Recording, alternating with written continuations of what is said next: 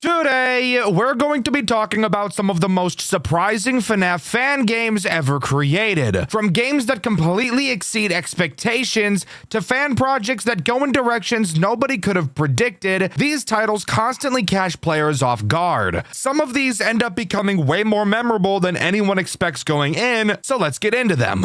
Uniqueness in FNAF games, something that isn't the most common thing in the world. I'm sure as FNAF players, we can all agree that something interesting that we've never seen before coming around is something we don't see all too often. But you better believe we suck it up whenever we get the chance to sink our big meaty claws into it. The game we'll be talking about today is a bit older. Being created 5 years ago, I'm honestly surprised I had never heard of it before, as it truly is one of the most unique FNAF fan games I've ever talked about on this channel, with a unique art style, interesting yet incredibly confusing story, and a mixture of a bunch of different game styles and mechanics. Join me today as we dive into the intricately crafted world of the Freddy Files. The Freddy Files is actually broken up into chapters instead of nights, and from the sounds of it, I'm pretty sure that each chapter of the game is 1 hour of the one night that takes place during this game. Upon starting the game, we're greeted to an opening cutscene. Our character is on the phone with 911, saying that while working, the door to the building closed and locked itself so he can't get out.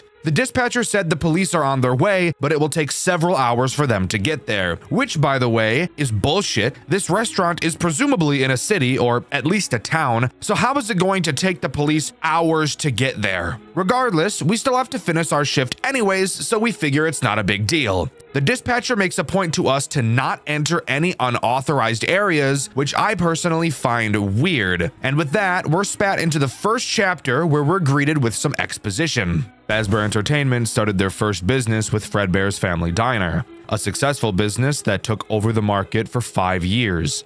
However, a few months later, a child was known to be murdered by the mascot, Fredbear. Later, 4 other children went missing during the incident as well. The police searched the entire establishment for any signs of the children, but to no avail. The co-worker of the diner did not negotiate either. The case was then closed after a second failed search, April 26th, 1983. And with that, we're ready to begin the chapter. And this is where you'll notice this game is not your typical FNAF game, which is exactly why I wanted to cover it. This game, while yes, has a survival system like Five Nights at Freddy's, it's more of a top-down free roam than anything else. Whoa, what the fuck? Whoa.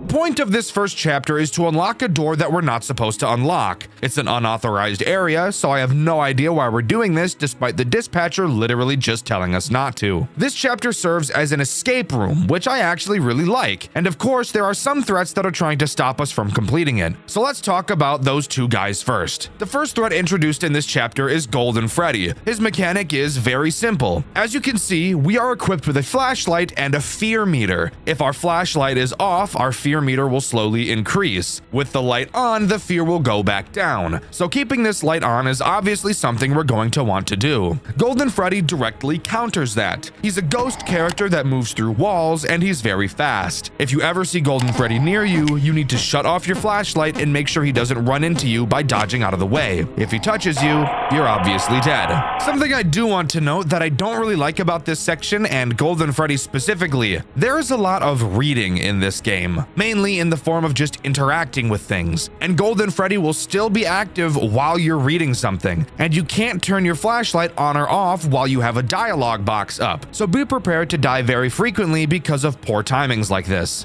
What on earth? It's a key. Whatever hide it in here. Doesn't open the door. But fuck, dude! Can't do that while I'm fucking reading. The second threat introduced here is Shadow Freddy. I'm Shadow Freddy, I'm so awesome and black.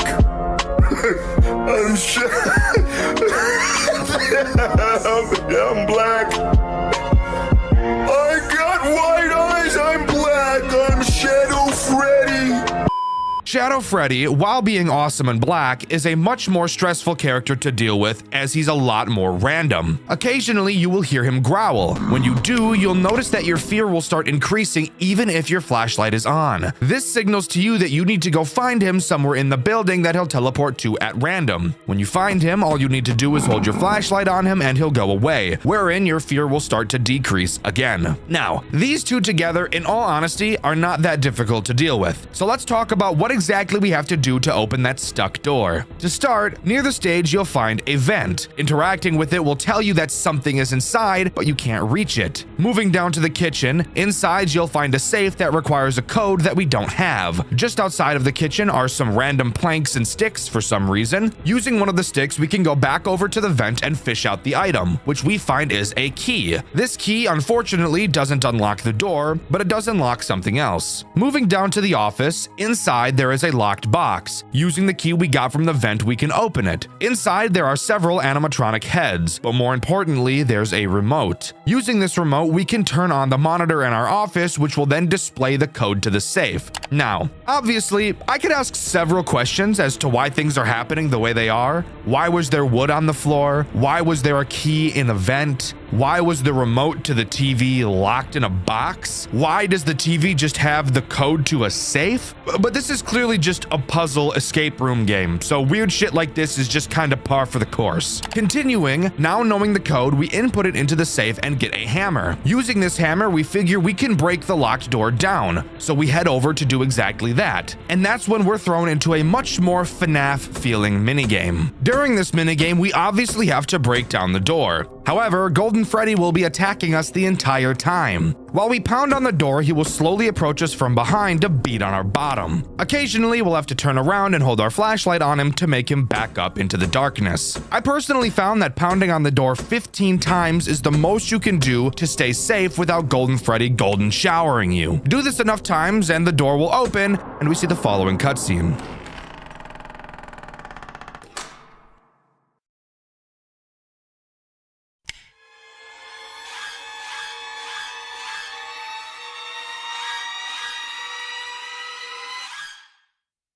So yeah, we stumble upon the body of 3 of the dead children. Truly gruesome. However, I also have to ask why there quite literally is nothing inside of this massive room.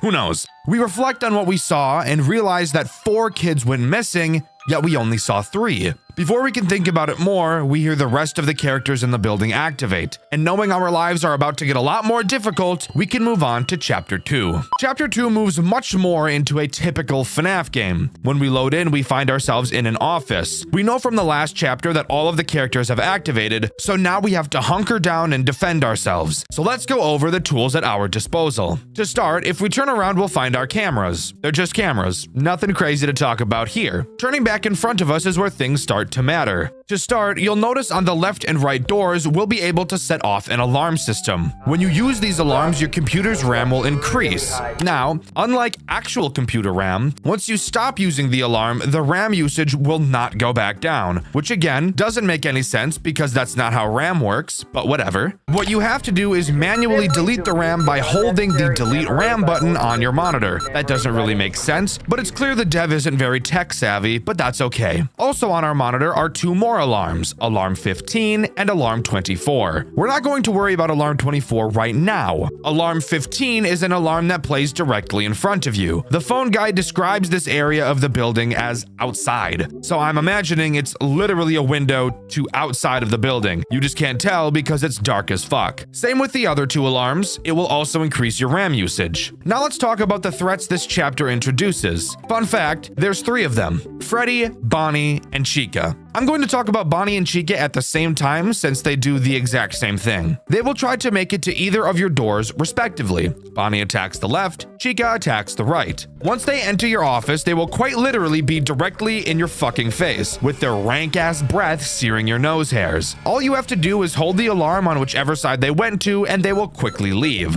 But there is one other path they both can take as well, and that's to the window in front of you. When they're out there, play Alarm 15 and they will return right to outside of your door, where they will then soon enter your office, giving you little time to delete RAM between those moments. Freddy is the final threat introduced in this chapter, and he works much the the same as Bonnie and Chica, with one major change that honestly makes him easier than the other two we've talked about already. When he enters your office, he'll stand directly in front of you, so you can actually play the alarm on either side and he will leave. The only other change he has from Bonnie and Chica is that you have to play the alarm on him for a lot longer. Just like them, he can also go to the window, but the same rules apply to him. Chapter 2 is really just an introduction night, and despite the fact that you can see Foxy on stage, he never activates, which really means you never have to check the cameras throughout this entire chapter. And on top of that, since Foxy didn't activate and we never used Alarm 24, something tells me that Chapter 3 will also be taking place in this office, so let's move on to that.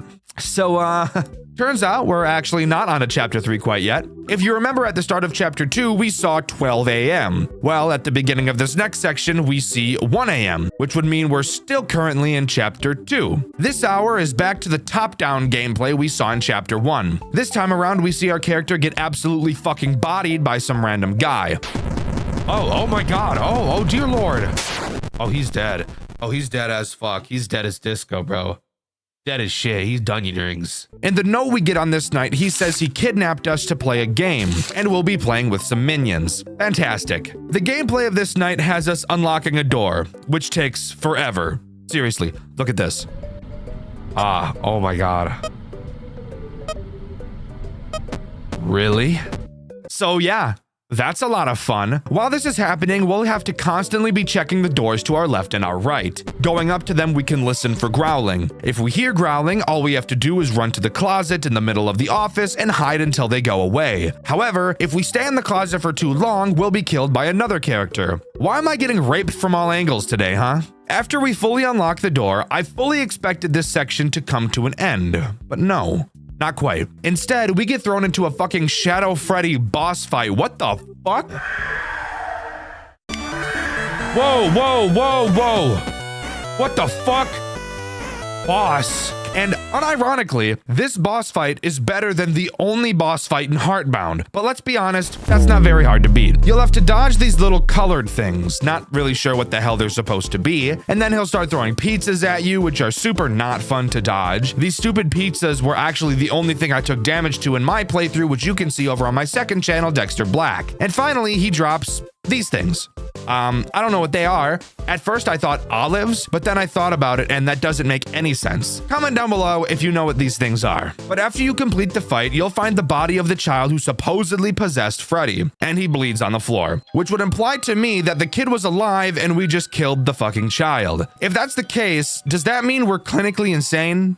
Maybe so. We learned that we were never allowed to tell the police about the missing kids because he brought us here? Or something. I'm not totally sure why we can't tell the police. My only guess is something along the lines of it'll look like we killed them all. I'm not really sure at the moment, but I'm sure we'll learn plenty more. For now, let's continue. Now we move on to the next section of this game. We're still in Chapter 2, except now it's 1:30 a.m. That's right, we're really splitting this game up into as many pieces as we can, and I'm all for it. Unfortunately, there's literally nothing interesting for me to talk about during this section. We're back in the office area, except literally nothing has changed since the first time we played this. Freddy, Bonnie, and Chica move slightly faster, but nothing new is actually introduced. So let's move on to 2 a.m. 2 a.m. actually marks the beginning of Chapter 3, which means we have something interesting to talk about. We learn that the building got shut down due to it being disgusting as fuck. Food all over the floor, little kid throw up down the backs of the robots, all the nasty shit. During this section, we play as a temporary janitor, so I guess we just have all the fucking jobs now, huh? Something you'll notice about this night as we talk about it is that even though, yes, we are a janitor, literally no cleaning happens whatsoever. Instead, all we do is fix a fucking elevator. As that would suggest, this section of the game takes place in an elevator. Our goal is to get to floor 5, but in order to do that, we first have to connect each floor to like a mainframe or something. I have no fucking idea, just roll with it. All this section consists of is basically looking at this fucking screen until this bar makes it to this square. Once it does, press the green button on the elevator to move to the next floor. Of course, it's not just that, as there is a threat trying to eat our butts the entire time. That threat being Withered Bonnie. I'm not going to dive into the possible reason as to why we see normal Bonnie during the next sections and Withered Bonnie now. Maybe we're not playing as the same character, maybe this section takes place during a different time. Or fuck it, maybe Bonnie just took his fucking face off. Who really cares? While you're connecting the elevator, Bonnie will slowly get closer and closer to you. Once he gets too close, all you have to do is close the elevator door until you hear him back off. Then go back to doing what you were doing. While the door is closed, it will drain power. But considering you only have to close the door on Bonnie for like 4 seconds, there is literally no way you're running out of power during this section. After reaching floor 5, we get a cutscene. Our character walks past an assembly line and finds the puppet's gift box. On it, we find a note that tells us to meet in the alley of Fredbear's Family Diner, signed by the puppet herself. What the fuck is going on? Why did the puppet leave this note here? Why did she know that we were going to be here? And why not just meet me to talk to me at this place since you already know I would be here? Who knows? But I'm sure we'll find out as we continue. Speaking of, let's do that. Here we are, back into the office section of the game, where this time Foxy is actually finally activated. Really should have happened last night, but we'll roll with it. Let's talk about what he does, as even though he is super basic, he's still the most interesting of the characters so far. Foxy can attack both your left and right door, much like Freddy, except Foxy actually takes advantage and turns it into an actual mechanic, unlike Freddy. Foxy too can appear at your window, except the main difference with him is that we're told he can only hear the frequency of alarm 24. So finally, we have a use for this alarm. It works in the exact same way as alarm 15 and will just send him back. The real difference with Foxy is how he attacks your door. Unlike every other character, he won't ever enter your office, so he finally gives our camera a use after 2 nights of never needing to turn around. You'll have to watch the cameras next to your office to tell which side Foxy is going to attack. When you see him enter either one of these cameras, you'll have to use the alarm on that side of the office and he'll leave. However, you may have noticed something weird when I explained that, and I'm thinking the same thing. The alarm that plays when you use it on the doors is the exact same alarm as alarm 15, yet it scares away Foxy. But the phone guy told us that Foxy can't hear alarm 15, so like, what the fuck is even going on? This makes no sense whatsoever. Just wanted to point out that little inconsistency. There's nothing else to talk about on this night, so we can move on to the next chapter. Chapter 4 puts us back into the top-down 8-bit minigame style, something I was pretty excited to see. This section acts kind of like a puzzle section, and I say kind of because there's also quite a bit that isn't puzzles. To start, all we have to do is push 2 levers, getting scared as fuck by a shadow at the same time. Maybe I can open this? Oh no, that opened up this side, okay. Oh my god! What the fuck was that? Then we have to press 2 buttons to open a gate. But I'm not kidding you, this is quite possibly one of the tightest timings I've ever seen in my life. Pressing these 2 buttons on the timer you have to press them in is borderline frame perfect. Really made my penis hurt trying to pull this off. However, after doing so, it opens another gate with some levers to pull a certain number of times to open another gate. To figure out the code, we have to do some basic mental math. But for someone like me who sucks ass at mental math, this part took me much longer to beat than it should have, which you can see over on my second channel, Dxtr Black. Afterwards, we continue and have to do another even more bullshit double button press timing. This one is absolutely brutal. I can't even lie to you. Got it. Fucking A. That's ass. That opens another gate and we find the marionette. Upon walking closely, we start a conversation. We learn that we're playing as Henry, as the puppet refers to us as her father. There's a whole lot of fucking yapping here, but she basically tells him that William is killing kids again and that a new establishment is opening. The plan is to tamper with the animatronics so that Michael then tampers with them, causing them to attack William, and then William will go to take them apart, wherein he'll be forced into the suit and die, and then we'll burn down the building with everyone inside.